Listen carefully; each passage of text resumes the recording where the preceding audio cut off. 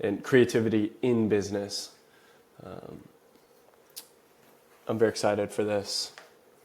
Thank you for watching, and let's get into it. I'm going to open up with a quote that I think is grounding to this concept, and the core idea that or theory that I want to discuss with you is that creativity at one time left business, and it was because business vilified creativity, and then in turn creativity then vilified business, and even capitalism, and how that has affected both negatively and positively. So I'm going to open with a quote from The Creative Act, A Way of Being by Rick Rubin.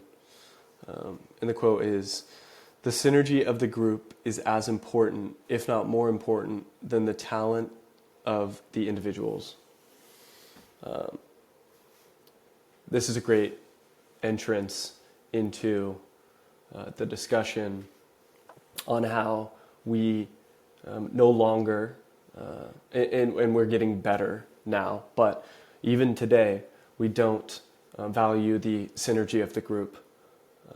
We only value the talent of the individuals and the outputs of those individuals. So let's get into it. Let me open up my Sublime board and my Google Doc. Okay. How it started.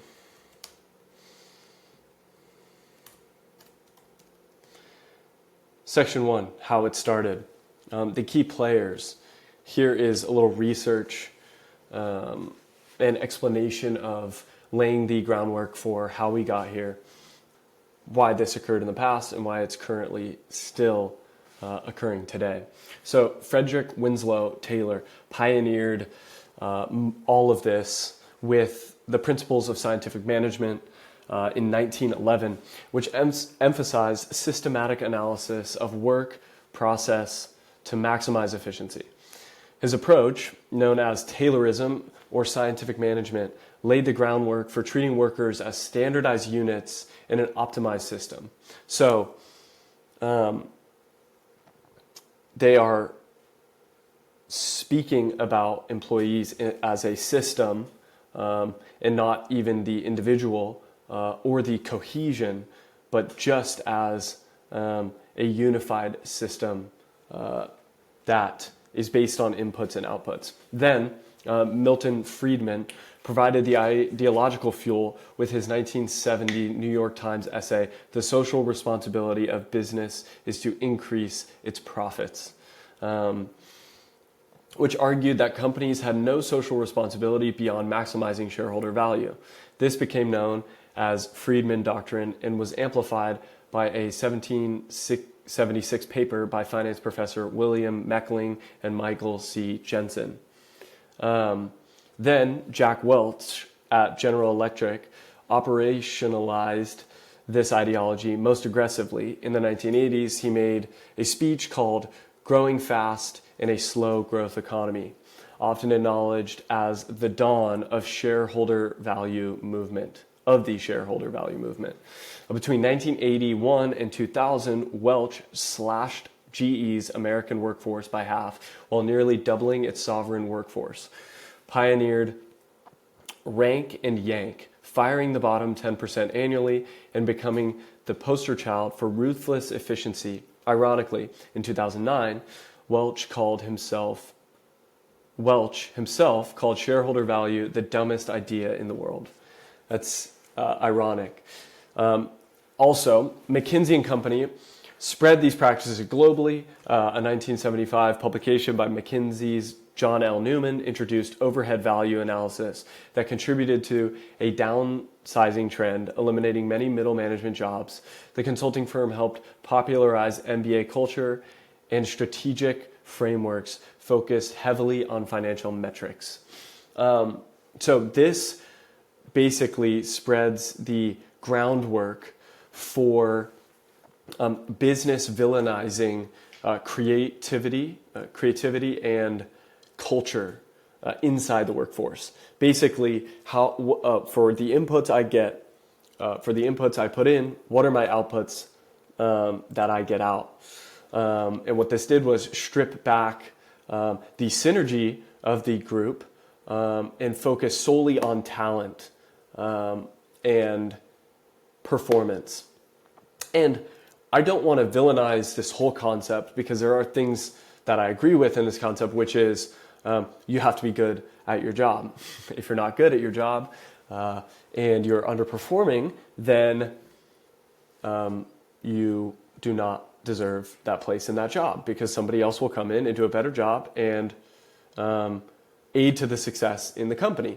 So that concept necessarily does not dissuade me, but where this goes wrong is this overarching idea was packaged and placed into businesses, not just being good at your job and merit-based. It was stripping back what I believe is one of the most powerful levers in a business, which is creativity and the synergy of the group and the sharing of ideas and being open to new ideas to then push forward that business. And it separated the two, and this is where this management style and this disconnect from creativity, openness, ideas, vision, it was separated and focused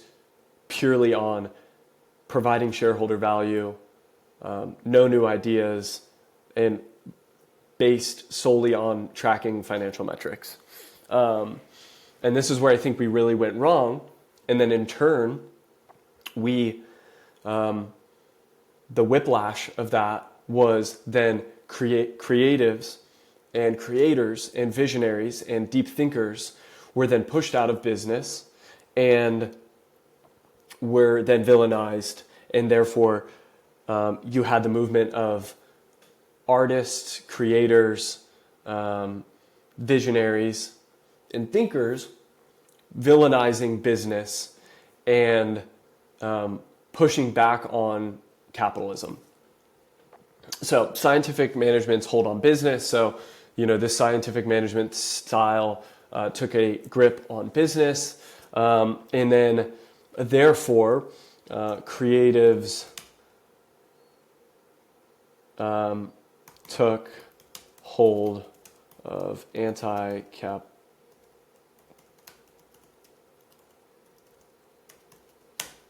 So then the whiplash effect of that was creatives took hold of anti-capitalist and anti-business ideas. Lots of artists, creators, back during this time of major corporations were often anti-capitalism and overall anti-business. And I want to clarify a little bit. A lot of creatives and a lot of the creative community is usually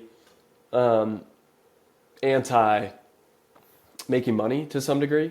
And obviously, my ideas and concepts are money should not be the goal. You should not make things with the goal of making money, because you strip your energy from it and you give energy to the money. But we should not villainize also business and being able to make a living and to be successful and strive for greatness and success while being a creative or in a creative setting. So I want to share this video from Pharrell. Video is a video of Pharrell Williams and Steve Stout.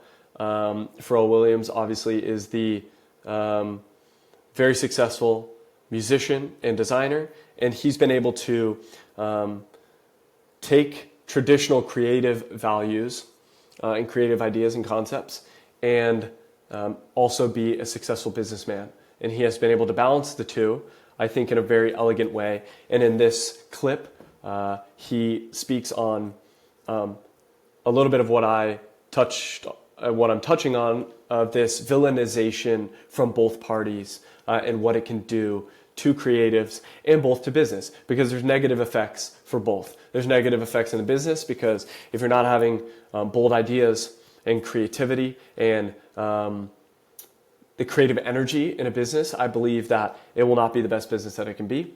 And then vice versa, if you are not partaking in business, and I'm not saying you have to, but if you want to partake in business and partake in creativity, if you can have some business skills, you will be able to provide the life that you want in the environment, most importantly, the environment to create better works. I think more money provides you more freedom and a better environment, or an environment that works perfectly for you. Some people can work with little to no money and a very basic lifestyle, and that helps them create. And some people may want a more lavish lifestyle and more time to and freedom to create in a specific setting, in a specific space, and both are completely valid. So here's this podcast clip.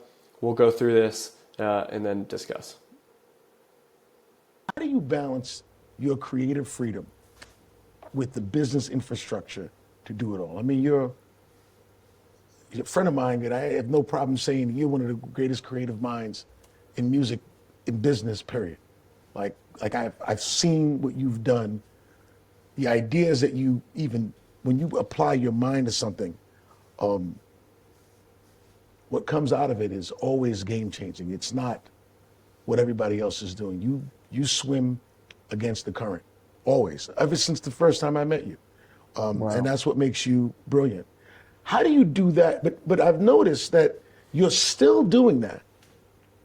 But now you're like skincare, your footwear business, and you're building a business empire at the same time of remaining on the forefront of creativity. You got to really explain, because that wasn't the guy I met 20 years ago.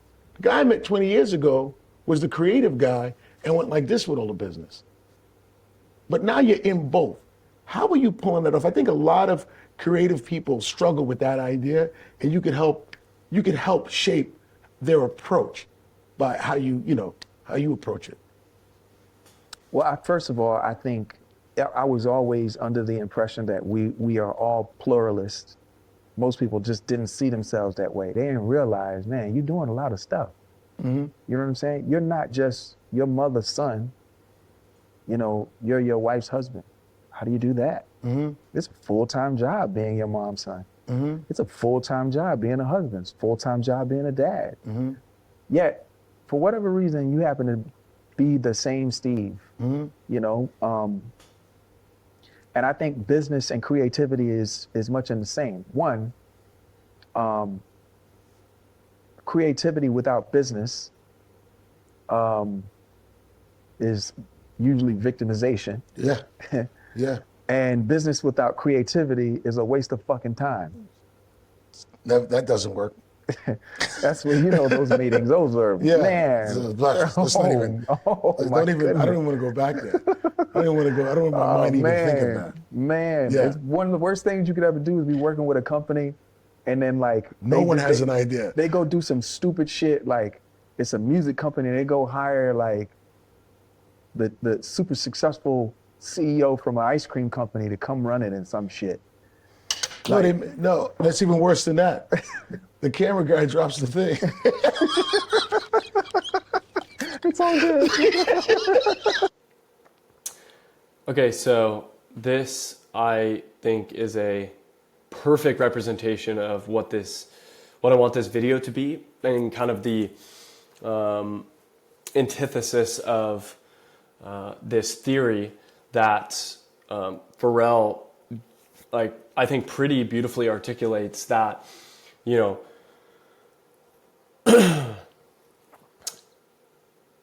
business and creativity can be one thing. They do not have to be two separate things. And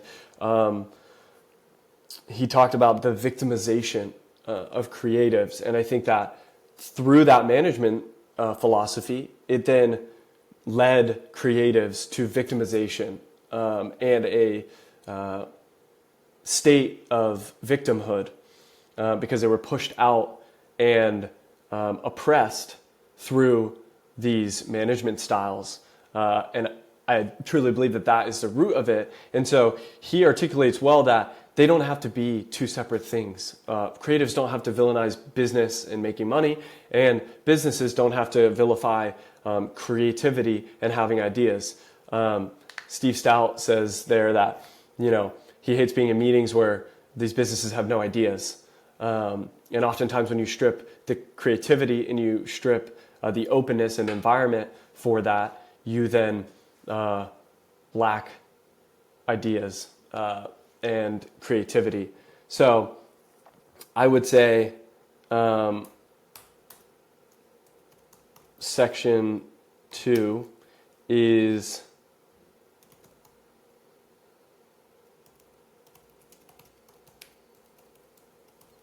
the victimhood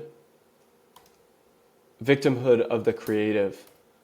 And I really believe that creatives have victimized themselves due to, the outside business factors, and have now villainized business just as much as the business has villainized them.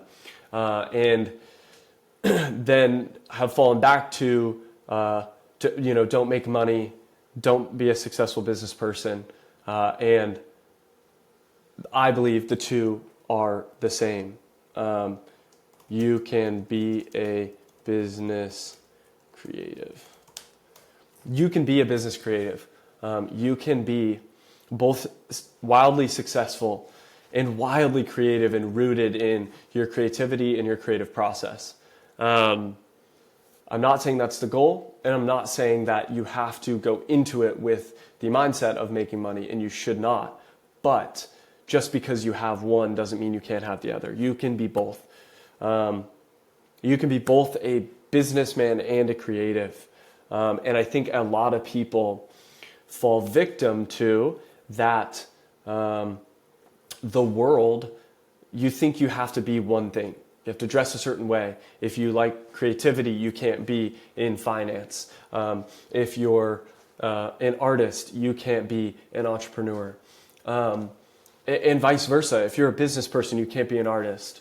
If you're a finance person, you can't be good at art. I don't know when we separated the two, but it has been to a detriment to our businesses and to our art. You can do both. They're not separate.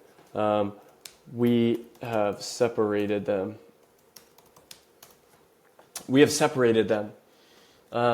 And during the separation, it has only hurt both parties. So I love that video. I love that articulation. And that will take us to section 3. Here's another quote. If you're competitive and you're creative, you're good at business, she said. It pissed me off when business people look down on creatives and when creatives act too pure for business. That is such a great addition to what the podcast clip just showed. We are not too pure for business. If we act too pure for business, we then, I believe, can affect our art. Just like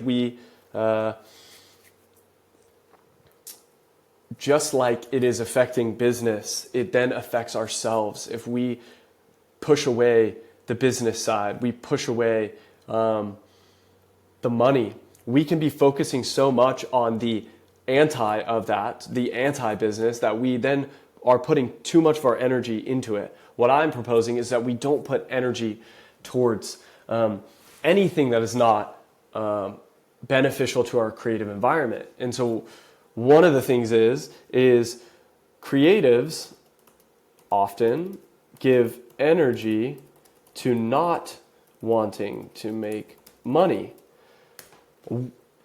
If you focus so much on business is bad, when I say business, I mean, you're making money from what you're doing or what you're creating, or you're in a business and you are making creative things, marketing. It could be anything. Spreadsheets,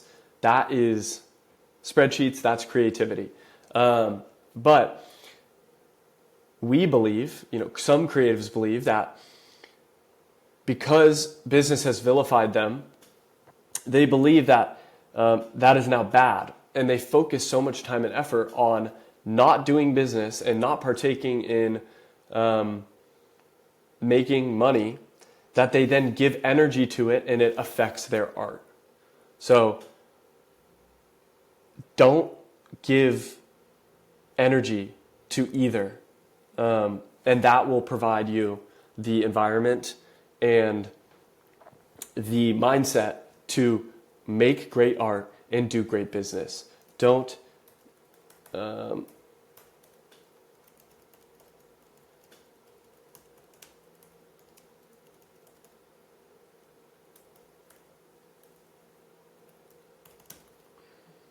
giving energy affects your art negatively, just like focusing solely on business, solely on money can affect your art. In the same vein, focusing solely on doing nothing and villainizing money and business, it will therefore also affect your art and your business, vice versa. So I believe very adamantly that these are one and the same.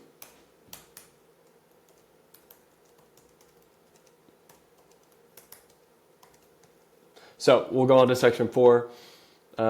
Here's another quote. But business has a way of stealing creativity from you. Generative work, like art and writing, requires long periods of nothingness. It's only in that wide, empty space that the ideas emerge. Long runs, hot showers, commutes that don't involve hurried Slack messages and listening to podcasts at 2x speed. Sitting at the edge of a dock, listening to the ocean breathe, novels that make you daydream. Thank you, Jasmine Sun. An incredible visualization, an example of business is stealing creativity from you. And so the other angle,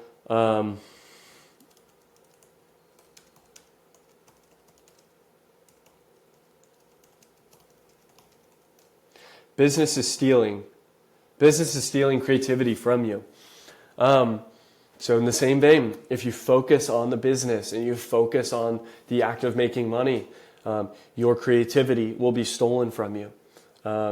You cannot give power to each. Business in hurried state, just like I talked about in the last video essay of practicing slowness, can affect your creative ability. And not even as a creative, but as a business person. If you focus too hard on the business, you focus too hard on the inputs and outputs and the calculatable, quantifiable metrics, you miss out on the intangibles, the unquantifiable synergies of the group, potentially. And so both are bad. You can miss the intangibles when focusing solely on business and solely on creativity. Here we'll discuss the fifth and final section, how we can combat this.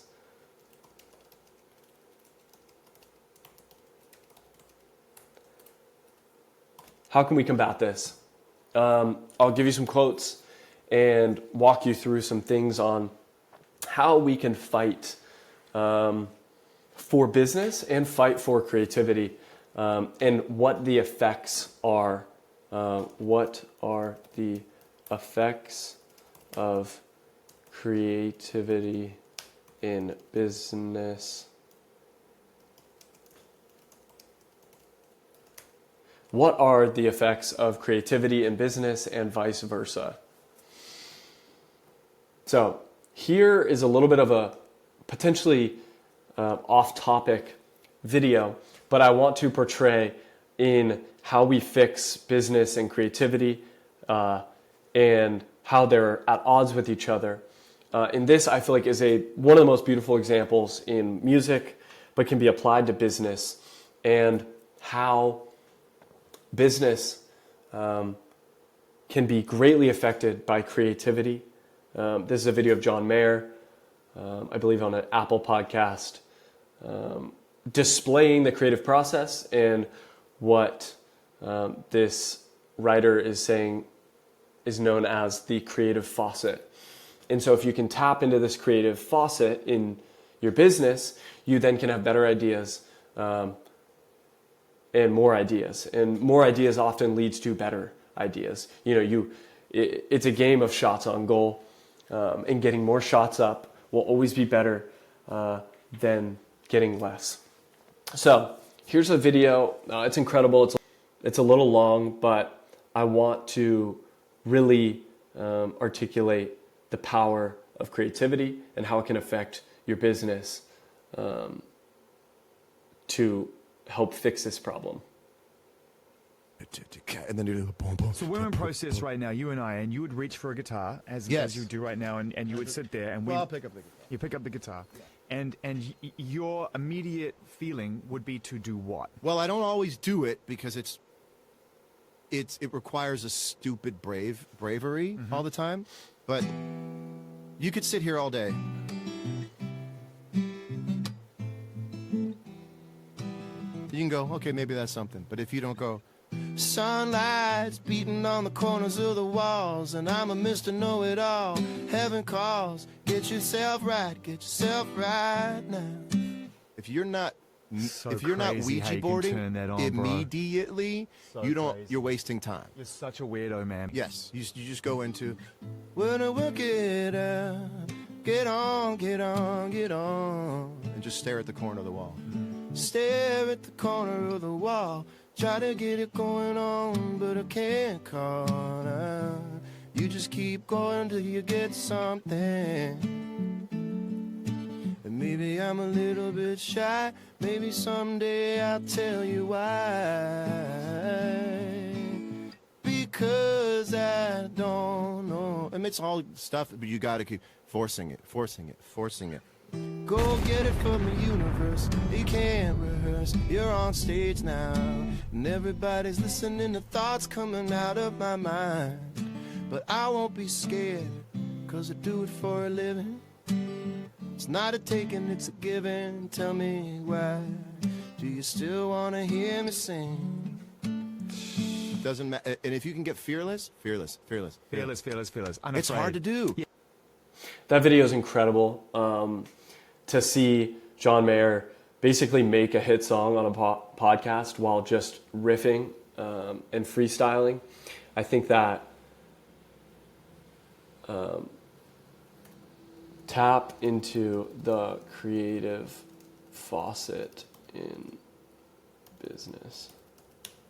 So if we can tap into that creative faucet, we then can be a better person, better business person. We'll have better performance, better, like whatever the metrics are that you want, the greater you can tap into creativity and have better ideas and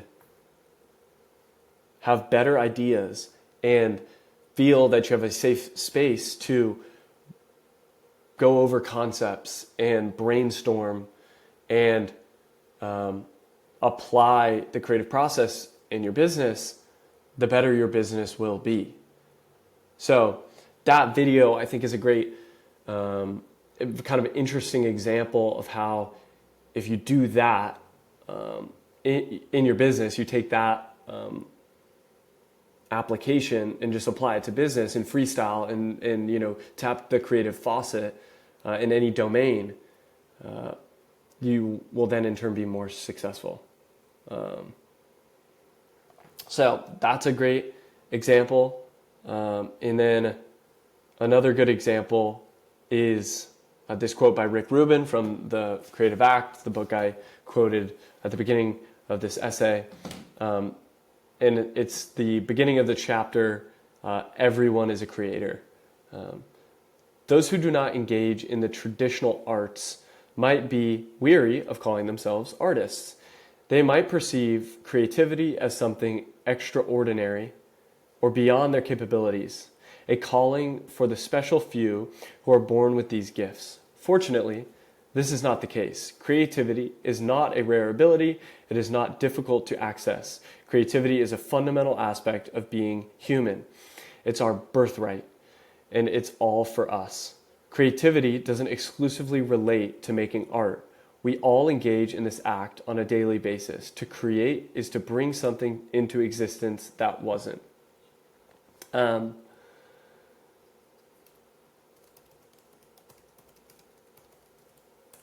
This, I believe, is the single greatest way that we can combat this. It is empowering every person to believe that they are creative.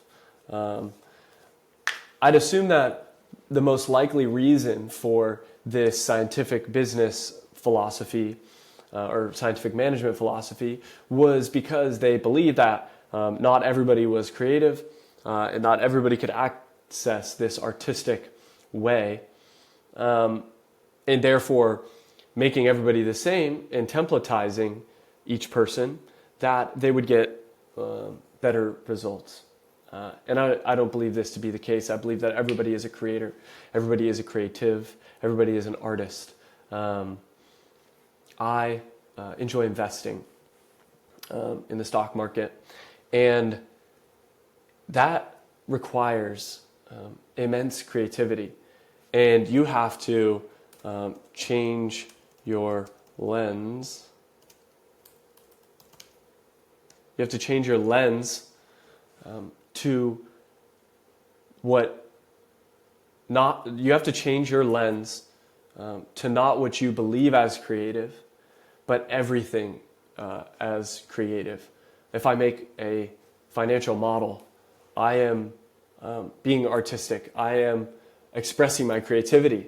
When I'm analyzing a company or a situation or a issue or problem, I am being creative, I'm being artistic. Everything that you do in your day-to-day, from business or creativity, is art. So go out into your life and look at everything as art and a creative process, and you, I believe, will be better at those things. Don't be afraid to be successful.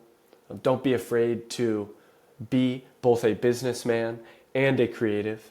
They are not two separate things, they're one and the same. And we need to begin to stop vilifying people and ideas and start buying in to the synergy of the group, and that people can be both things at once and you don't have to pick. That was my video essay. Thank you for watching. Go create.